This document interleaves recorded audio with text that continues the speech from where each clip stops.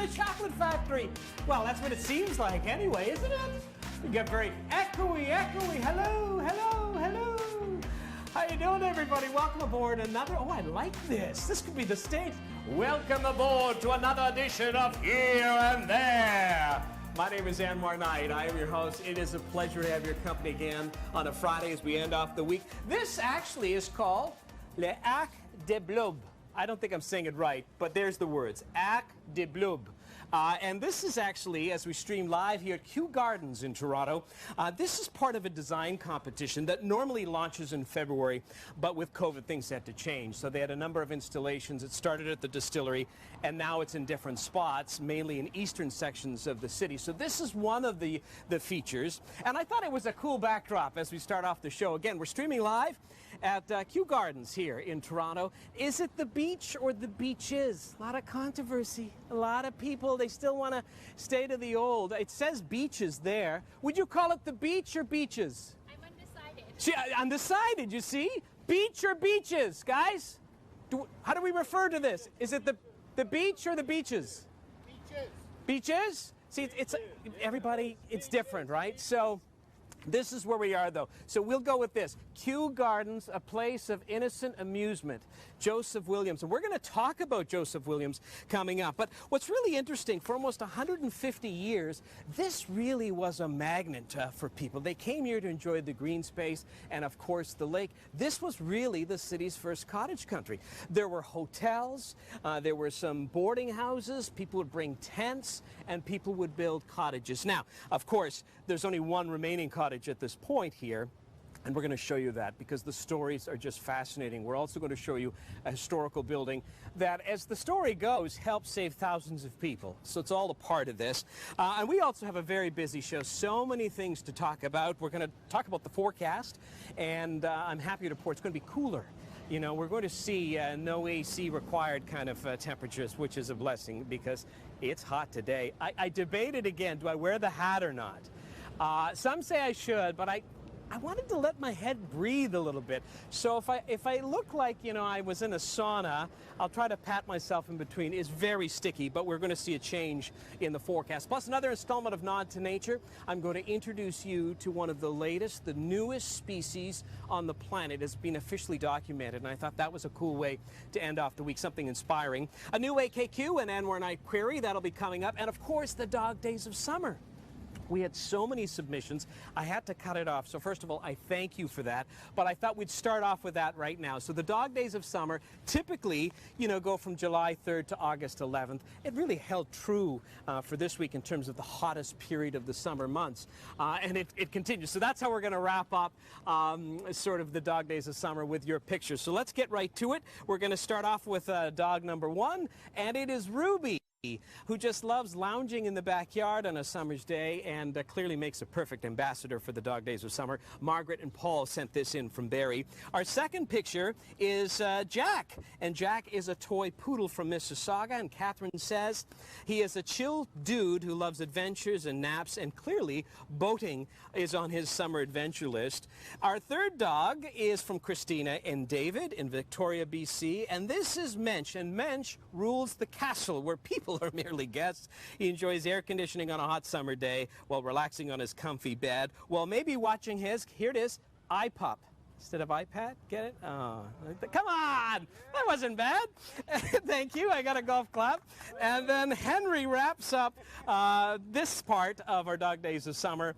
One cool pup, a 3-year-old pug mix, who's learning musical freestyle dance and actually has won many awards for his skills. The best part is that Henry was a rescue and now loving his forever home. We want to thank Cindy from Burlington for that. We'll have more pooch pics coming up later in the program, but let me set the scene here. Speaking of pooches, look at this beautiful dog right here. Isn't that sweet? So, you know, this is 6.5 hectares here at Hue Gardens. Has so many wonderful attributes. It celebrates community. There's a wading pool, a playground, trails, open grassy areas, a baseball diamond, a bandstand, which is also historical. They've done a lot of events here. And the beach section, it took up about 2 hectares, while a wooded area occupied the rest. And so it's year-round fun. You know, back, we're talking over 100 years ago, they would build ramps where you could toboggan down here, to make it out of wood. So it was a year-round, and to this day, I think it continues to be a year-round park. So beautiful here, and the history is really quite something. But it gets me to the AKQ, because the beach, and we're going to wrap up the show at the beach, Kew Beach, which is along one of these paths. It's interesting because the beach is always full of different treasures, because people lose stuff, right? I mean, how many times have you gone to a beach and you do that? Oh, I lost it, right? Right? Vern is still looking for stuff, and that's his wife. No, I'm kidding. But the AKQ today is, what do you lose most often? Think about that. And I have a survey that was done listing the top 5. It may surprise you, but what is the one item that you lose most often? Now, you can still find it. Maybe you didn't find it. I thought a car was coming up here. But which item is it? And it's interesting, they did some research that we on average spend over 2.5 days a year looking for stuff that we lost. Not to mention millions of dollars replacing them. So that's what I'm going to ask you today. What is the item that you lose most often? Susan Budd is joining us. Good afternoon, Susan. Cindy saying hot in Scugog. It is very hot all across southern Ontario. While we stream live here, I wanted to show you some of the gardens. Look at this. It is called Kew Gardens for a reason, and this is part of the reason. And this is a beautiful spot in terms of it being a pollinator garden, right? I mean, look at it. It's just stunning. All the beautiful colors here. And this is one of the draws. We have so many great parks in the GTA, but not as many actual floral gardens that are a part of it. There's more of a green space, which is beautiful. But this is just a great spot to sort of, come and gather your thoughts. We have some families on blankets and doing picnics. We actually had I think it's called Baby and Me time. They had a whole circle of over a dozen moms with their babies, and they had someone with a guitar, so under a shaded tree. But the history of this park is really quite something, because it goes back to 1879, and there's part of an amusement park here, so it's very historical. But Joe Williams, and we mentioned that off the top on that sign, Joe Williams was really considered the pioneer of this area, this part of the community. He was born in London, England, and he was born near the great Kew Garden, the botanical garden in the UK, and he always admired it, always loved it. So he was part of the British Army, and he was stationed in numerous different spots across the country, but he ended up settling here, and part of the draw was this green space, the lake. He said, this is where I want to make a Canadian Kew Gardens. That was his goal, and I think he was quite successful. Now, his original home is actually, we're going to pass it down here a little bit, where the Lawn Bowling Club sits. But there are beautiful mature trees here, and this is one of the other features I wanted to point out, because these very well may be some of the oldest trees in the city. Now, here we have a couple. A lot of them are oaks, right? But look at the base. Like, look at this one in particular. I thought this was the coolest thing. It's got to be at least 250 years, maybe approaching 300. But what's really cool is look at one of the branches. Look how it comes all the way down. It's almost like a big hand. And remember, this tree was here before Joe Williams was. All the way down, it's almost as if it was reaching for some sunshine or something else. Now, what's interesting, the community here has rallied around the trees, and that's a beautiful thing. In particular, this one, they want it to be declared a heritage tree. What they've done is put some of these flags here, and they put some neat little sayings for you to think about before you hop on this tree, because this would be very tempting for some kids.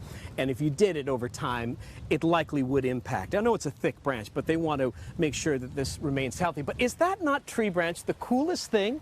I would say if you stretched it out, I don't know, 50 feet, guys? Yeah, at least 50 feet. And just the way it goes up and around, I thought it was very, very cool. So this is another feature that you can see here. And the other thing is that, the trees that are here, they all have a story. I often talk about, how magnificent and the magic of trees, if they could ever speak, part of the stories that they could tell. And this is certainly one of them. So you can imagine, and again, I'm estimating 250 years ago, what was going on here. And then Joe came and he wanted to make it into his gardens. Larissa says, very cool. And Sarah J says she was late, but welcome back, Sarah J. Welcome to Here and There. Friday's edition, we are streaming live here at Kew Gardens in the beaches of Toronto. And as we continue along our journey, yeah, that's right, actually, Ricardo, sorry, we're going to move along here. There are a number of things that I wanted to point out, and one of them is as we get down this pathway, because we mentioned, you know, the trees are one draw here because you have a lot of shaded spots, which is just beautiful. But the thing is, you know, Joe had a son, and remember, this was his gardens. This is where he used to live. His son, guess what his son's name was? Take a guess. Kew. See? Because he liked Kew Gardens, so he named his son Kew. Now, I'm just thankful that he didn't like the palace, because then he would have named his kid Bucky. And you know, that would have been pretty hard, right?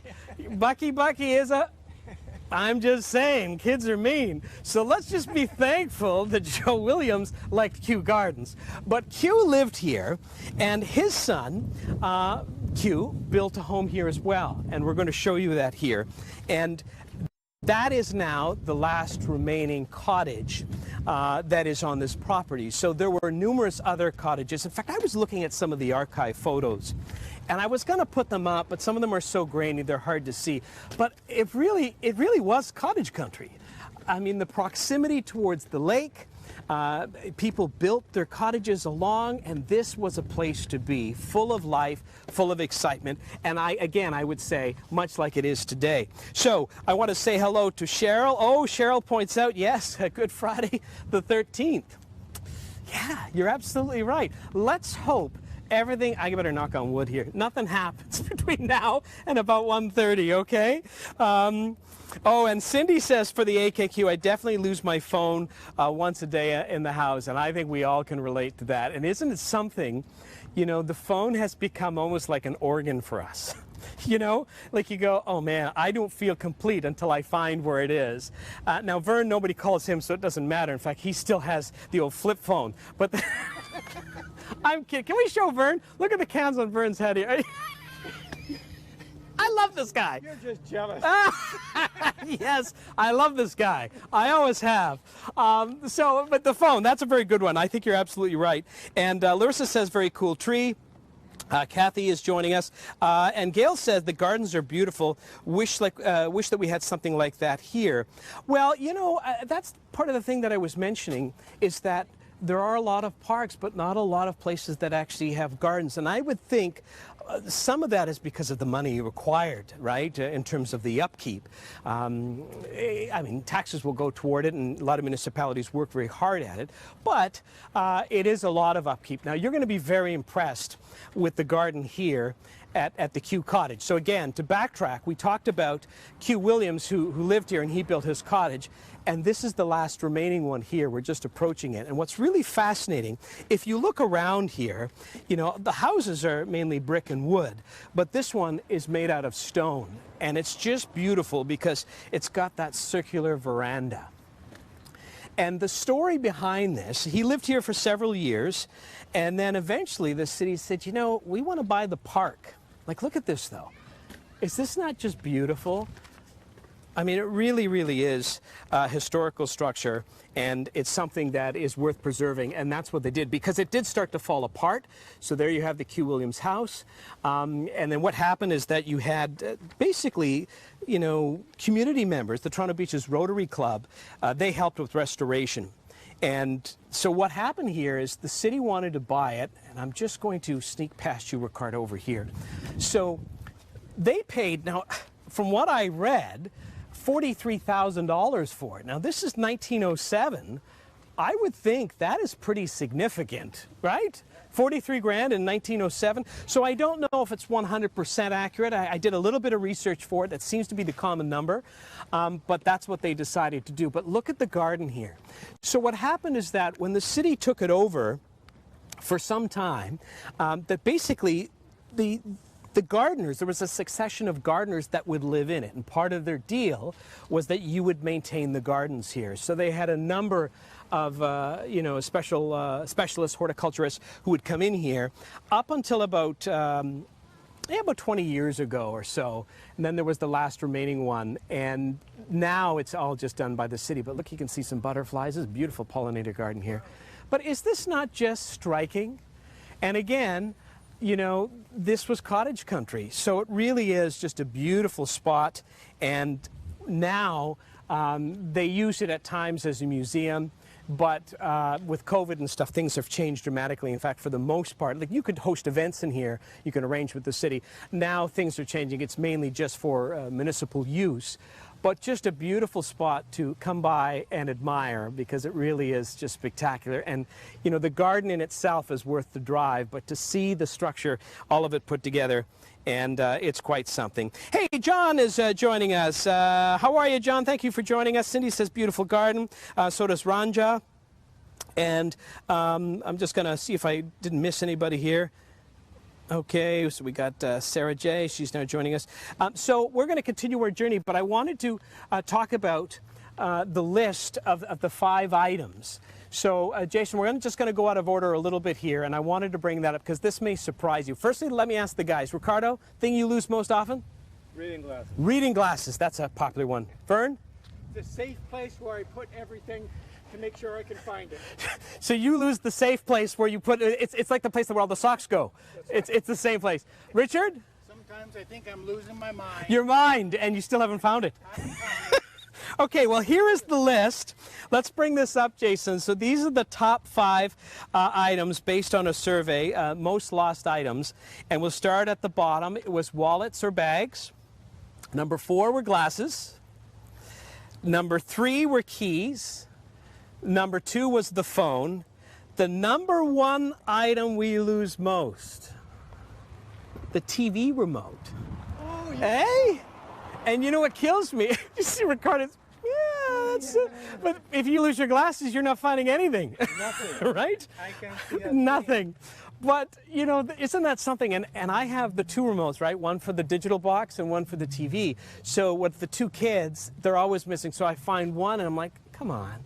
I'm so close, but not close enough. I need 2. But that is the number 1 item that we tend to lose most. I found that really surprising. So there you have the top 5 items. As we continue our journey, and we're streaming live here at Kew Gardens in the beaches of Toronto, let's get into your forecast. We'll let you know that the weather is brought to you by the Big Blue Marble podcast.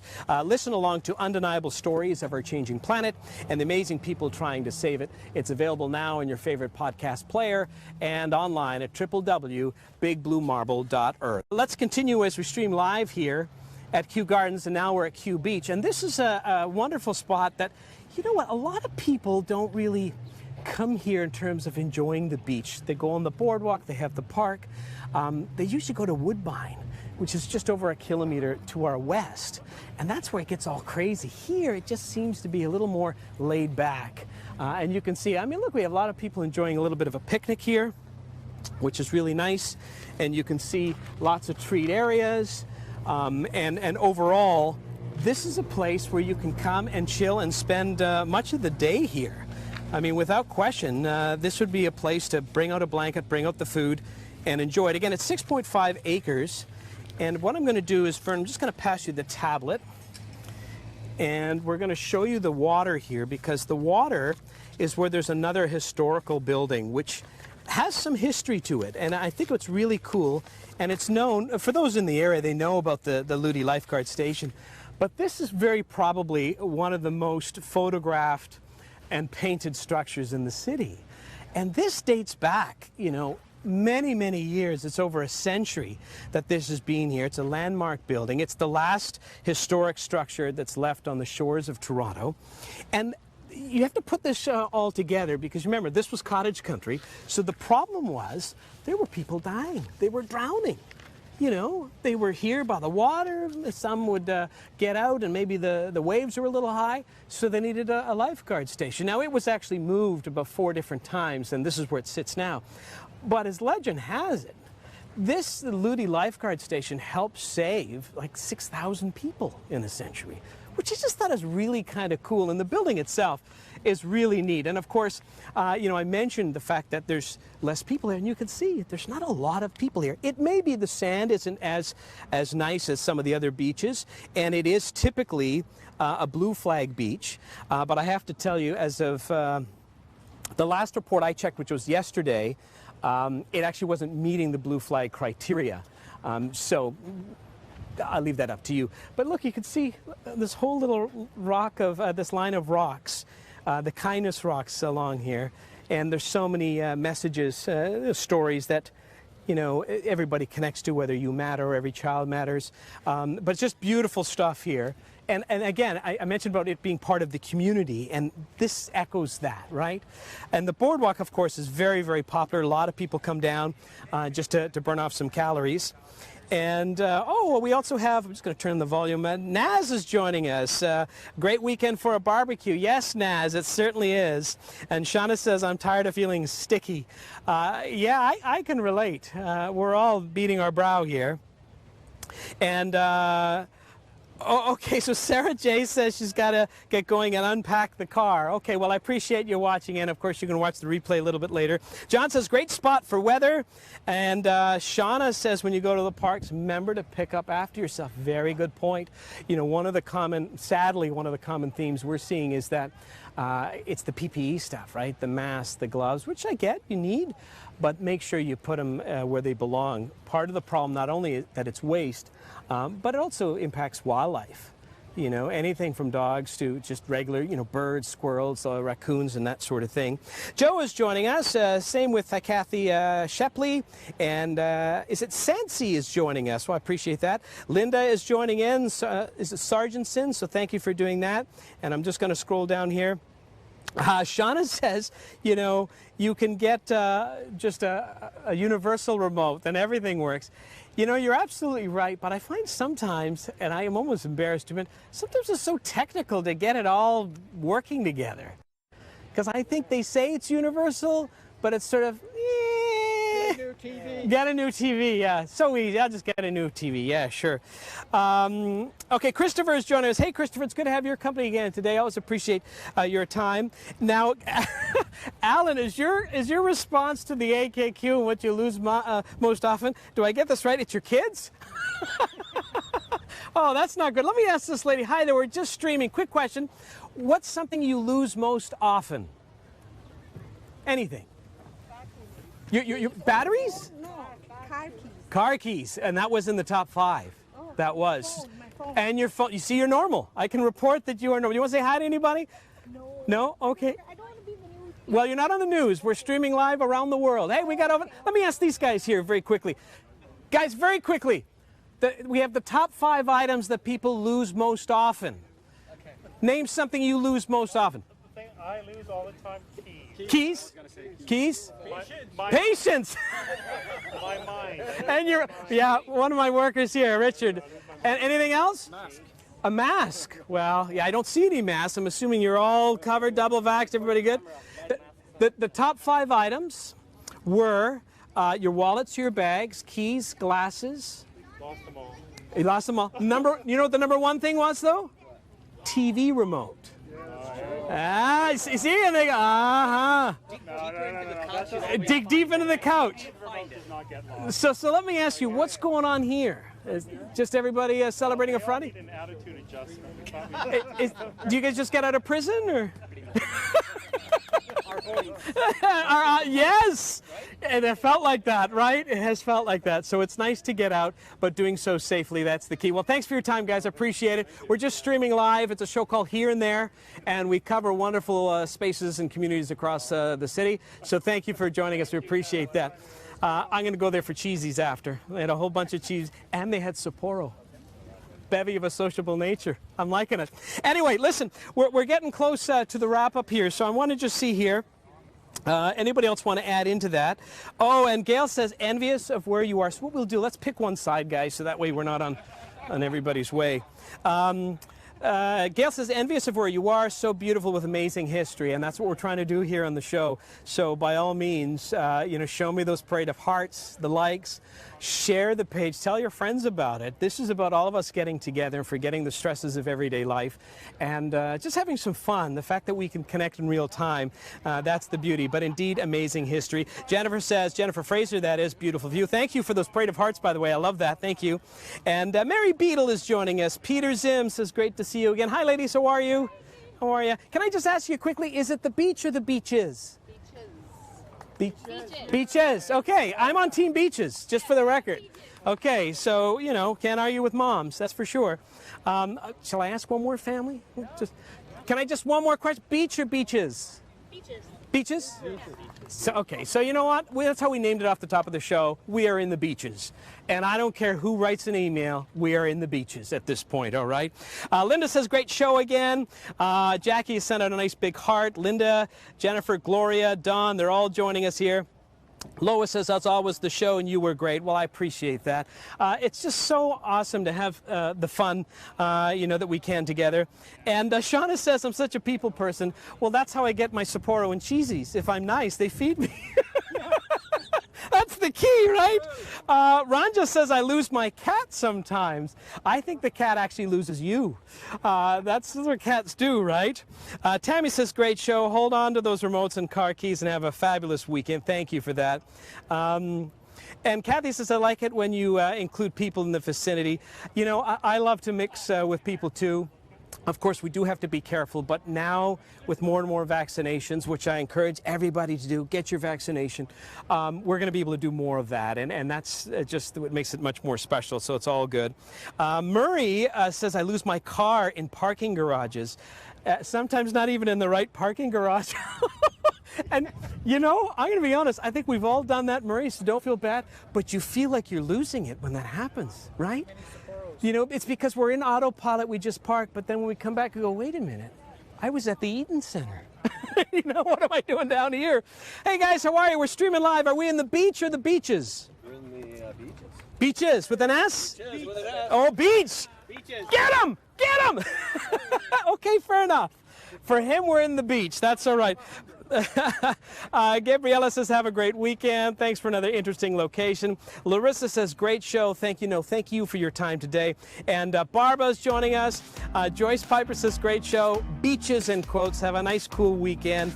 And Nancy says, a wonderful show. Have a great weekend. Guys, thank you so much for your time. As always, I appreciate it. Again, like, love, share, and follow the page as we continue to grow. The show is called Here and There. And if you're watching us on YouTube, please like and subscribe and send your comments and questions. On that note, stay safe, keep cool, and have a great weekend, everybody. Thanks for your time. We'll see you next week on Here and There. Woo!